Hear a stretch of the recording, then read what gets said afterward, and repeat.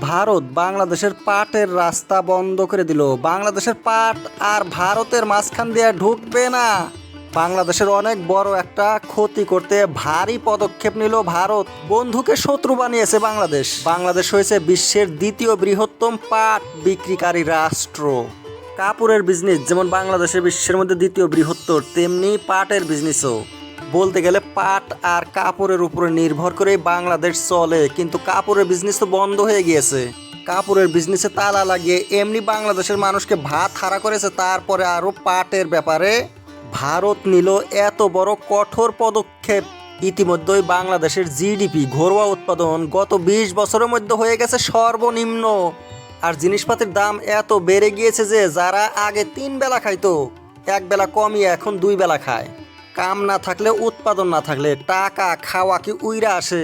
কিন্তু ভারত বাংলাদেশের প্রতি এত নিষ্ঠুর হইল কেন?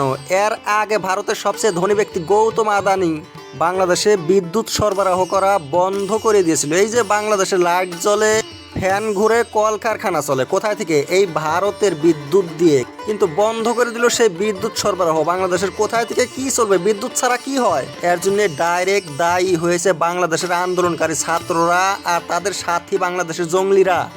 প্রধান উপদেষ্টা মোহাম্মদ ইউনূস তো এই জঙ্গলিদের আর ছাত্রদের পুতুল মাত্র। ইউনূস গদিতে বসে ভারতে ইলিশ মাছ সরবরাহ করা বন্ধ করে দিয়েছিল, মাছ বিক্রি করা বন্ধ করে দিয়েছিল ভারতে। কিন্তু ভারতে তো কিছু করবে তাহলে?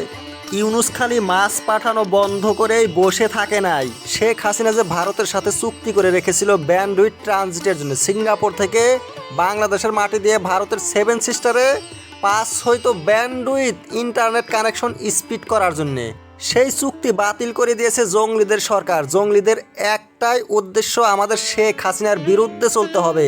শেখ হাসিনা যেগুলো করেছে তার উল্টোগুলো আমাদের করতে হবে, তখন সে আমাদের সরকার, পার্টি টিকবে। কিন্তু ভারতের বিরুদ্ধে চললে যে বাংলাদেশের পেট শুকিয়ে যাবে সেটা খেয়াল করে না এই জঙ্গলিরা।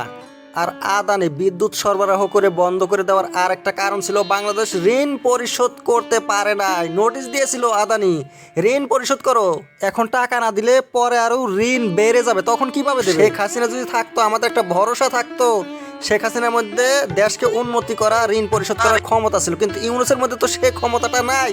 ইউনূস সেটা শুনলো না, আর বাংলাদেশ আন্ধারে পড়ে গেল। খালি আন্ধারেই না, বাংলাদেশের আর্থিক অবস্থা পাকিস্তানের আমলে যেমন ছিল তেমন হওয়া ধরছে। জঙ্গলিরা কি কোনো দেশে কোনোদিন উন্নতি করে দিয়েছে? পারবে?